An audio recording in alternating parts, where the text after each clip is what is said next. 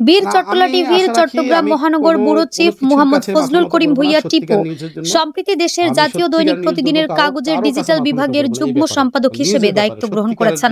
তার এই নিয়োগে বীর চট্টলা টিভি পরিবার অত্যন্ত আনন্দিত ও অভিভূত। বীর চট্টলা টিভির পক্ষ থেকে তার প্রতি জানানো হয়েছে প্রাণঢালা অভিনন্দন ও শুভেচ্ছা। বীর চট্টলা টিভির পক্ষ থেকে শুভেচ্ছা জানাচ্ছি ফজলুর রহমান ভূঁইয়া টিপু ভাইকে। আজকে ওনাকে দৈনিক প্রতিদিনের কাগজ ডিজিটাল বিভাগের যুগ্ম সম্পাদক হিসাবে নিয়োগ দেওয়ার জন্য দৈনিক কাগজের সম্পাদককে আমার বীর চট্টলা টিভির পক্ষ থেকে আন্তরিক শুভেচ্ছা ও মোবারকবাদ জানাচ্ছি। তারই সাথে সাথে বলতে চাচ্ছি, আসলে সাংবাদিকতা হচ্ছে যে একটি ন্যায় নীতি এবং সত্য কথাটুকুই জনগণের সম্মুখে তুলে ধরা। আমরা দীর্ঘ 17টি বছর আসলে আমরা ক্ষমতার কাছে আপোষ করে আমরা আমাদের সাংবাদিকের সত্য ঘটনাগুলো তুলতে পারি নাই।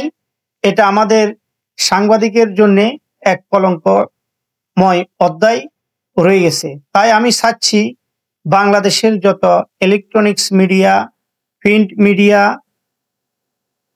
অনলাইন সোশ্যাল মিডিয়া যারা আছে, আমরা সকলে কাঁধে কাঁধ রেখে একত্রিত হয়ে আমরা সত্যের পক্ষে এগিয়ে যাব। আমরা কখনো ক্ষমতার সাথে আপোষ করব না। পলিটিক্যাল লিডার যত বড়ই হোক না কেন, তার চোখের দিকে তাকিয়ে তার অপকর্মগুলা দেশের সামনে এবং জনগণের সামনে তুলে ধরাটা হচ্ছে আমাদের সাংবাদিকের মূল দায়িত্ব এবং কর্তব্য। টিভি কর্তৃপক্ষ এক বার্তায় প্রকাশ করেছে তার পেশাগত দক্ষতা, সততা ও অভিজ্ঞতা প্রতিদিনের কাগজের ডিজিটাল প্ল্যাটফর্মকে আরো সমৃদ্ধ ও গতিশীল করবে। আমি সর্বপ্রথম দৈনিক প্রতিদিনের কাগজের সম্পাদককে আমি ধন্যবাদ জানাই যে আমাকে ওদের পত্রিকার যুগ্ম সম্পাদক হিসাবে দায়িত্ব দিয়েছেন, সেজন্য ওনার কাছে আমি ধন্যবাদ জানাচ্ছি। আর আমি আসলে এই আমাকে যে দায়িত্ব দিয়েছে, আমি সত্যিকারের মন থেকে বলবো যে আমি খুবই খুশি হয়েছি। কারণ কি, একটা সংবাদ আমি একজন সংবাদের কাজ করব, সত্যিকারের ঘটনামূলক যে সত্যি ঘটনাগুলো তুলে ধরবো মানুষের ধার সত্যি ঘটনাগুলো। আজকালকার আমি অনেক সংবাদ দেখেছি, অনেক বায়াসড হয়ে যায়, কিছু টাকা পয়সার বিনিময়ে উল্টো সিধে হয়ে যায়। আমি যেন এই ধরনের কোনো কাজ না হয় সেদিকে আমি দৃষ্টি রাখবো এবং আমি জনগণের খেদমত করতে চাই।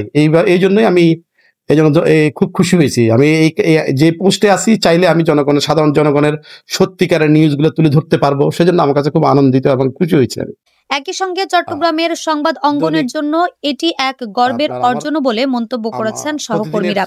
দীর্ঘদিন ধরে সাংবাদিকতা পেশার সঙ্গে যুক্ত ফজলুল করিম ভূঁইয়া টিপু সংবাদ মাধ্যমে এক নির্ভরযোগ্য ও দায়িত্বশীল সাংবাদিক হিসেবে সুনাম অর্জন করেছেন। তিনি জাতীয় ও আঞ্চলিক বিভিন্ন মিডিয়া গুরুত্বপূর্ণ দায়িত্ব পালন করেছেন। নিজের নতুন দায়িত্ব সম্পর্কে প্রতিক্রিয়া জানাতে গিয়ে ফজলুল করিম ভূঁইয়া টিপু বলেন, এই নিয়োগ আমার জন্য যেমন গৌরবের, তেমনি এটি নতুন দায়িত্বও বটে। আমরা নিব, আমাদের সহযোগিতা ওরা নিবেন।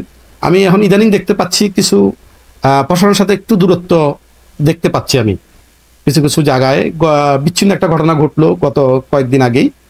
তো এগুলা আমি চাই না, ওইগুলা আমি খুব দুঃখ প্রকাশ করছি এই ঘটনাগুলোর জন্য। আমি চাই না এরকম কোনো কিছু। আমি চাই যে প্রশাসন এবং সাংবাদিক মিলেমিশে একসাথে কাজ করবে দেশের জন্য, জনগণের জন্য। এটাই আমার প্রত্যাশা থাকবে। এবং আমি রাজনীতিবিদদের সাথেও আমাদের একটা ভালো সম্পর্ক থাকবে। সবাইকে নিয়ে আমরা সুন্দর সংবাদ করব, সত্যি এবং যেটা মানে সত্যি ঘটনা সেটা তুলে ধরবো। এবং আমি জানি কিছু কিছু সত্য সংবাদ, কিছু মিথ্যা উঠে, কিছু সত্য উঠে। আমি আমার পত্রিকার নিউজগুলো চেষ্টা করব সত্যিকারের ঘটনাগুলো তুলে ধরার জন্য। আমি সত্যনিষ্ঠ ও মানবিক সাংবাদিকতায় বিশ্বাসী।